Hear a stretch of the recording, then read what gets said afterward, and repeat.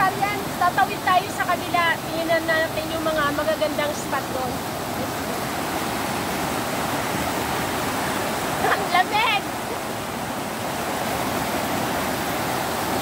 Super lamig ng tubig! Hindi kayang magpabad ng ganito kaaga.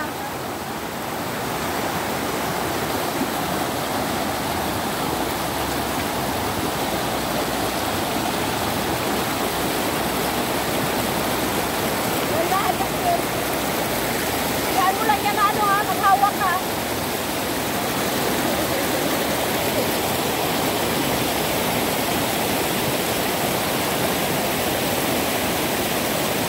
Tatawid tayo sa kabila. Lakas ng agos. Tayo sa kabila. Kaya nakatawid na tayo mga kanser. Alam niyo kung sila yung tubig pero napakalakas ng agos.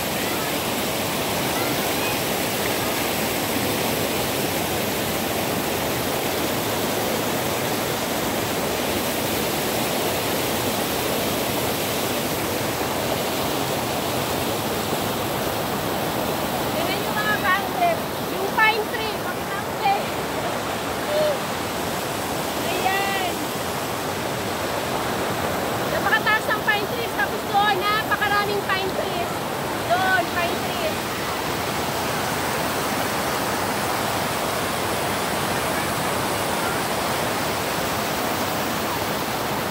Ayan, yung side na yun po, halos pine trees po siya lahat. Kaya napakaganda ng tanawin dito.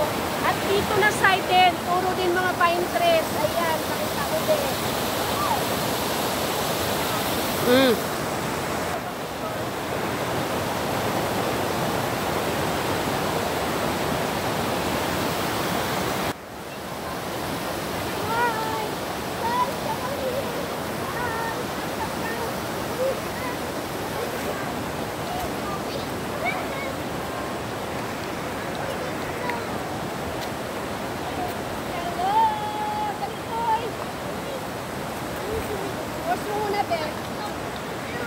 So ito yung natin, ito yung patalunan sa mga gusto pong sa mga gustong tumalon galing doon. Yan po yung babagsakan ninyo. Ito yung mga tinatalunan ng mga gustong mag-dive, gustong experience yung mga ma-aksyon na mga pagsuswimming dito sa Candies River. Ayan. Welcome to Candies River! Welcome to Candies River!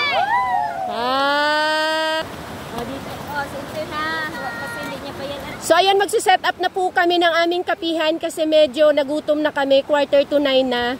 Magkakapi kami dito sa Candies River bago kami tutuloy sa Ransang naman. Mahulog ka, Toy! Careful!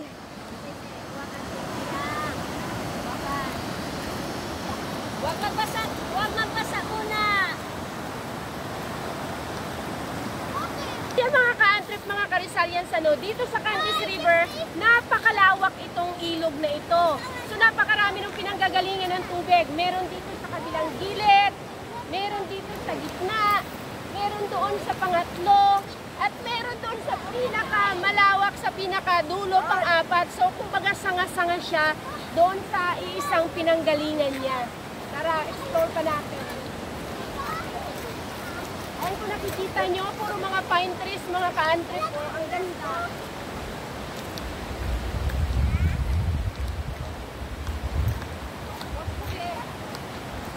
At saka ito mga ka-antrip, mga ka-Rizalians, pwede kang umupo actually habang kumakain, tapos nakababad yung mga paa mo sa tubig.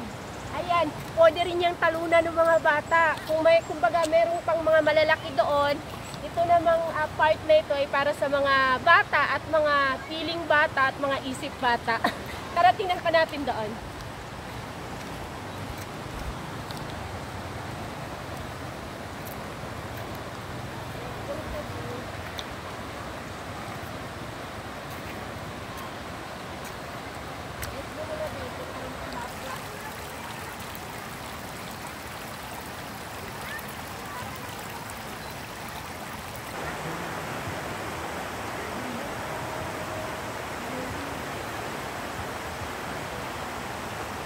Tubig. Okay. So ayan mga ka-antrep, nandito kami sa bandang taas, nag-explore. Ang mga kasama namin doon si RS, nagsiset up na ng aming mesa para magkape at nagpapatugtog. So since hindi na kami kumuha ng cottage kasi nga didiretso naman kami ng Ransang, so doon kami actually kakain, kaya magkakape na lang kami dito sa Candies River. Alam niyo mga ka-antrep, mga ka-Rizalians, napakalawak nitong Candies River. Dalhin mo dito ang jowa mo. Dalhin mo ang jowa mo dito. Kung medyo may problema ka sa kanya, dalhin mo dito. Pagkatapos, dito kayo mag-usap. Siguro naman sa lawak nitong Candies River, masosolve nyo na ang problema nyo sa pag-uusap nyo dahil napakalawak dito. Ang dami nyong pwedeng pag-usapan habang nag-explore dito kasi napapalibutan ito ng mga pine trees. Ayan. Kaya, let's go. Ano kami?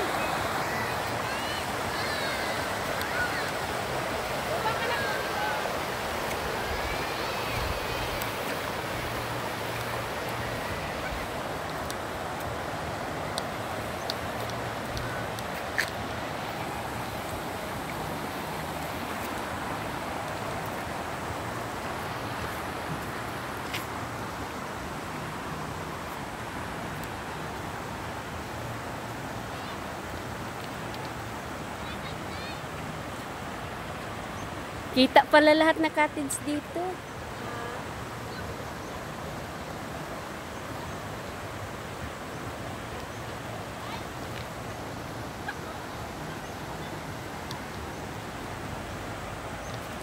We are in the middle of the Candies River. Kitang-kita po ang mga cottages sa likod. So medyo tanghali na pero hindi siya ganun kainit dahil na rin siguro sa panahon at dahil na rin sa klima ng paligid nitong Candies River na napapalibutan nga ng pine trees dahil nga sa lamig ng klima dito sa Candies River. Ayan, puro pine trees. Napakasarap mag-relax dito mga ka-antrep, mga ka-Rizalians, lalo na kung stress ka na sa trabaho mo sa city. Ayan, punta kayo dito, mag-ilog naman. So, ayan mga ka-antrep, mga ka-Rizalians ko, nandito na tayo sa bandang taas ng Candies River. Ayan, napakahaba po nitong Candies River, kaya hindi natin siya ma-explore talaga hanggang dun sa puno niya kasi isa itong Candies River sa pinakamahabang river dito sa munisipyo ng Palawan.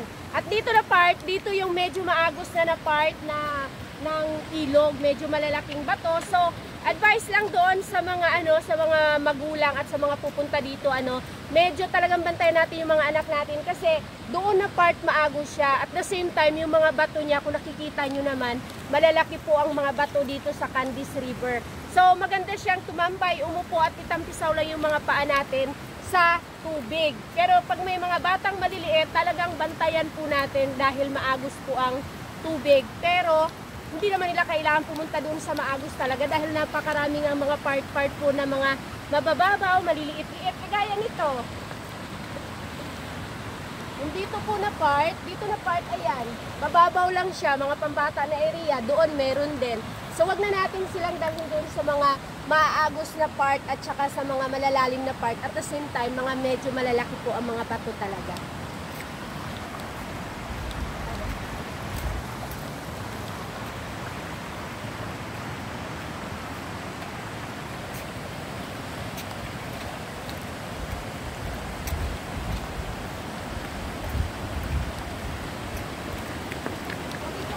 Mm.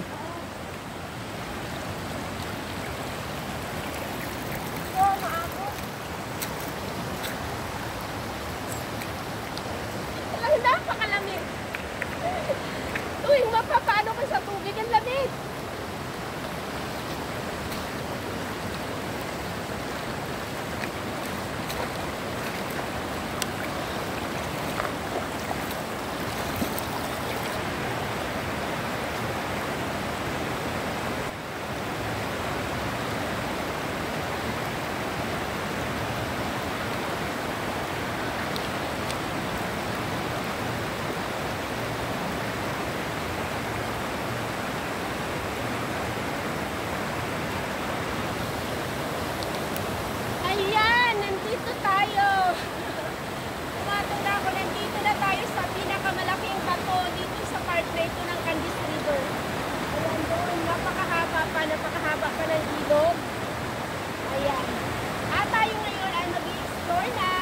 Magkakapi na. Ay, tapos na pala pag-explore. Magkakapi na pala tayo. Ayan, ikaw naman. Suran ko din. Most vlog.